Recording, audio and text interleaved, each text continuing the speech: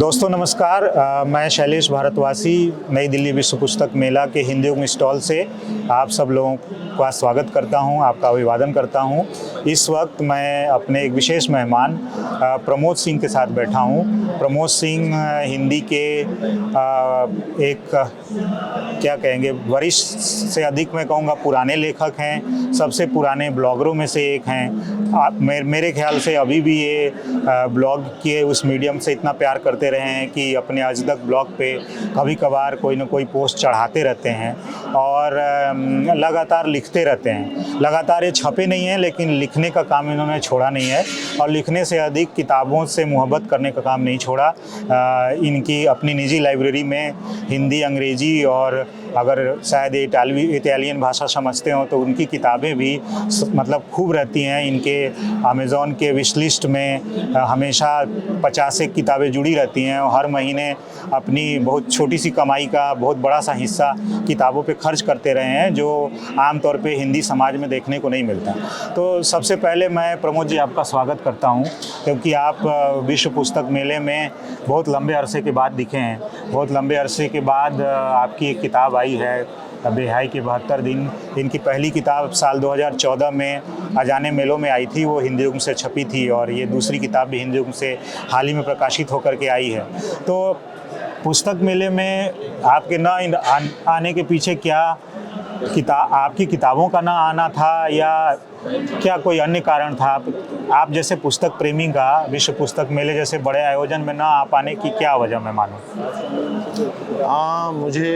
मुझसे बातचीत करने के लिए यहाँ बैठाने का शुक्रिया। बाकी पुस्तक मेले में नहीं आने की ऐसी कुछ खास वजह नहीं रही।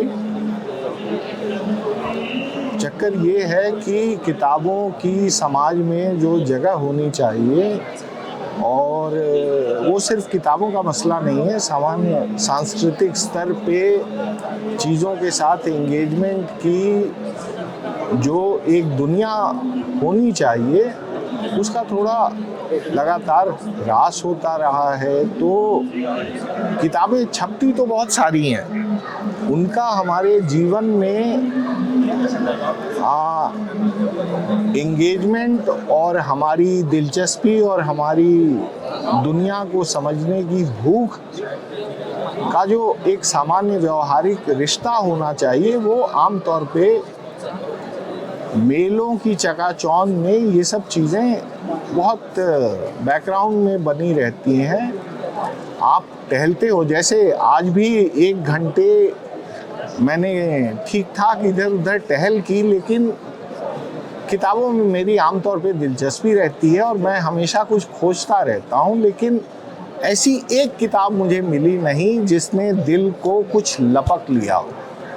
तो ये खोजने का काम मैं कल भी करूँगा, परसों भी करूँगा, लेकिन एक जो जेन्युइन थोड़ा किताबों में दिलचस्पी रखने वाले पुस्तक प्रेमी व्यक्ति को ऐसी जगहों पे जैसी सामग्रियों से सामना होना चाहिए, वो आमतौर पे हो नहीं पाता। उसकी एक असंतुष्टि तो हम इसको इस तरीके से देख सकते हैं कि वो हमारा जो समाज है, विशेष तौर पे जो हिंदी भाषा का समाज है, वो जिस तरीके का पुस्तक संस्कृति के मामले में या पढ़ने के मामले में, पाठ्य पुस्तकों से इतर पढ़ने के मामले में जिस तरह का विपन्न समाज रहा है, तो ये सब तो उसी का मैनिफेस्टेशन है ना।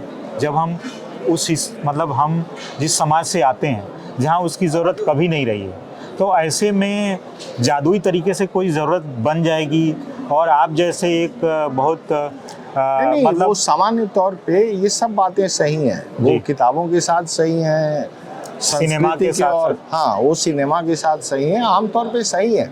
लेकिन क्या है कि कोई भी थोड़ा चेतस समाज और थोड़ा जिज्ञासु समाज अगर 90% बहुत सामान्य किस्म की सामग्रियों का प्रोडक्शन करता है, 2-3% में कहीं तो कुछ मैजिक होना चाहिए। फाइनली लिखना जो है सिनेमा की तरह नहीं है, उसके लिए सिर्फ एक कंप्यूटर, लैपटॉप, एक पेन चाहिए।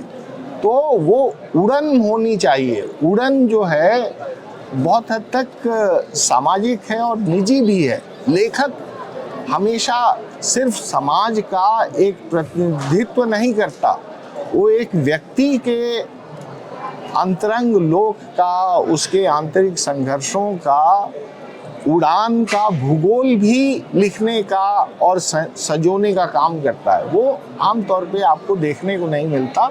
मैं उस असंतोष की भी बात कर रहा हूं। मैं समझ गया उस, मतलब आपके जैसे ये जो बात आपने कही, अगर मैं अपने शब्दों में उसको समझूं कि जैसे जो अभिव्यक्ति के दूसरे मीडियम हैं जिसमें कि बहुत सारे टूल्स, बहुत सारी संसाधन चाहिए, उसके मुकाबले असल में आपको लिखने में या तो एक कंप्यूटर चाहिए, मोबाइल चाहिए या कागज़ कलम चाहिए।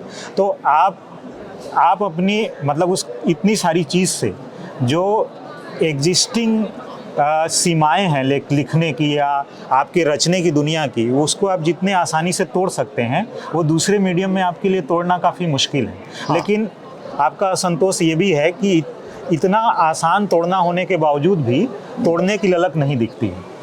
असली चीज वो है जो लिखने का आंतरिक चमकदार संसार है, उसकी बजाय जो समाज में प्रचलित धारणाएं हैं, परसेप्शंस हैं, और ख़ास तरह का लिटरेरी सेलिब्रेशन का, सेलिब्रिटीज़ का जो एक आइडिया है, वो लगता है ज़्यादा सर्कुलेशन में है। जीवन जो चमत्कारिक है, लिखना जो एक मैजिकल एक्टिविटी भी है, और जीवन का जो अन्वेषण का वो हमको एक मौका देता है, एक उड़ान उड़ने का संयोग हमारे लिए उपस्थित करता है, उसको लगता है जैसे खोजने की, उसके पीछे दीवाना होकर गायब हो जाने की, गुम होने की वो भूख कभी भी प्राथमिक तौर पे लगता है सामने रहती नहीं।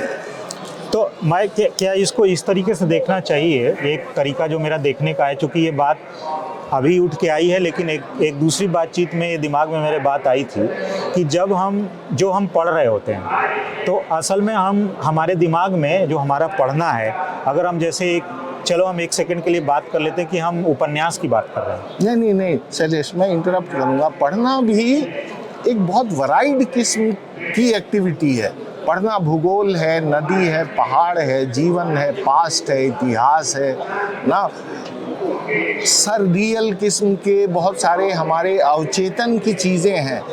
इन सब चीज़ों का मिला जुला अवचेतन का पाठ हमारे पाठकीय अपेक्षाओं के साथ उसकी मैचिंग होनी चाहिए। लेकिन मैं ये कह रहा हूँ कि जो लिख रहे हैं, जो रच रहे हैं, वो जिसके प्रति आप असंतुष्टि की बात करते हैं, तो क्या वो इस कारण है कि जो लोग लिखने वाले हैं, जैसे आप जो ग्रहण करते हैं, आपने जो लिखने की दुनिया एक देखी है जिससे आप ट्रेन हुए हैं, मतलब हम साहित्य तक ही अपने आप को महदूद रखें लिखने के मामले में, भले उसका चारा पानी तमाम चीज़ों से आ रहा है, वो भूगोल से भी आ रहा है, वो विज्ञान से भी आ रहा है, वो आपके जीवन से आ रहा है, नदियों से आ रहा है, पहाड़ से आ रहा है, लेकिन जो लिखने का फॉर्मेट है, जो तमन्ना है आपकी, वो क्या वो जो आप जब उसको सीमित करते हैं, क्या वो हमारे पढ़े से ही सीमित होता है? क्या हमारी ट्रेनिंग जो हम नहीं चाहते हैं, हमारे पढ़े से वो ट्रेनिंग हो जाती है, इसलिए हम उस फॉर्मेट को तोड़ नहीं पाते?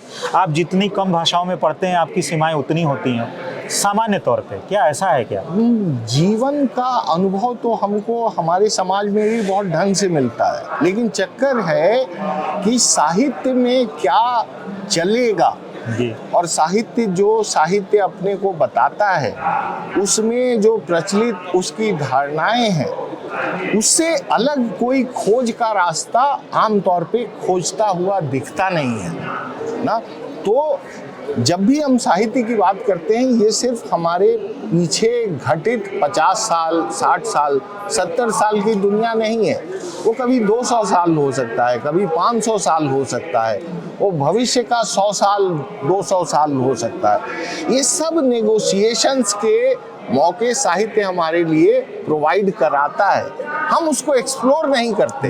हम थोड़ा आसान रास्तों पे, हिंदी फिल्म वाले परिपाटी में आसान रास्तों पे चल के एक किताब तैयार कर लेते हैं, सुखी होते हैं। कुछ लोग किताब पढ़ के आपकी तारीफ भी कर लेते हैं, कहानी ख़त्म हो जाती है।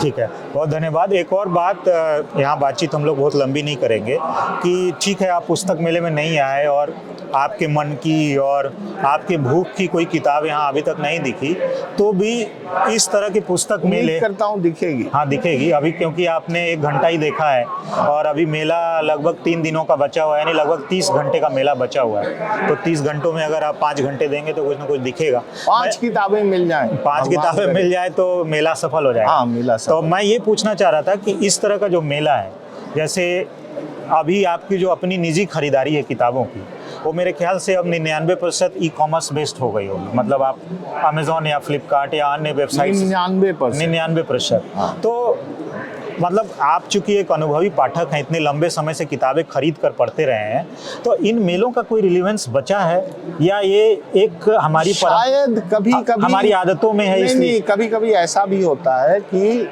जब हम बहुत उदास होते हैं तो ज़्यादा दांत चियारते हैं। तो किताबों का जो जीवन से गायब होना परिघटना है, एक तरीके से जैसे उस घबराहट में बहुत सारे आयोजन हो रहे हैं। हाँ, बहुत सारे आयोजन हो रहे हैं और मोस्टली पिछले सालों में जो लीड फेस्ट का जैसे एक झड़ी लगी हुई है, तो बेसिकली वो किताबों को बेचने के मौकों की तरह घटित हो रहे हैं। हाँ, लेकिन वो बेच नहीं पा रहे हैं। वो अलग कहानी है, वो अलग कहानी उस पे अलग से चाहिए। तो प्रमोद जी बहुत बहुत धन्यवाद। और दोस्तों आपको बता दें कि यह मेला अभी 3 दिन और बचा हुआ है। 18 फरवरी 2024 तक यह मेला चलेगा। रोजाना सुबह 11 बजे से रात्रि 8 बजे तक यह मेला नई दिल्ली विश्व पुस्तक मेला जिसका नाम है, वो प्रगति मैदान के हॉल नंबर 1, 2, 3, 4, 5 में आयोजित है, जहाँ पे 1000 से अधिक स्टॉल हैं, 400 से अधिक प्रकाशक हैं और दुनिया की तमाम भाषाओं में लाखों किताबें उपलब्ध हैं। तो आइए और आनंद लीजिए। हिंद युग के स्टॉल पे आकर मेरी किताबें बिकती नहीं हैं, लेकिन आप आइए तो मेरी किताबें उठाइए और धन्यवाद। वो एक अलग किस्म की किताब है और जिस तरह की भूख प्रमोद सिंह की पढ़ने की है, वो रचने की भी रही है। तो निश्चित तौर पे हाँ, ये एक मेरे मित्र ने इशारा किया कि किताब का कवर भी एक बार दिखा दें, तो उमेश जी एक बार किताब दिखा दें। तो ये किताब है जिसका नाम है बेहयाई के 72 दिन और ये यात्रा गल्प है, जिसको अंग्रेजी में ट्रेवल फिक्शन कहते हैं। और मेरी जानकारी में ये इस विधा की भी एकमात्र किताब है। हमारे यहाँ से तो है ही, अन्य जगहों से भी हिंदी में शायद कोई किताब आई हो। ट्रेवलॉग आते हैं, फिक्शन आता है, लेकिन ये 100% एक ट्रेवल फिक्शन है। तो आइए एक बार इसको देखिए और इसको खरीदिए। बहुत शुक्रिया। सुनने का शुक्रिया, बहुत धन्यवाद।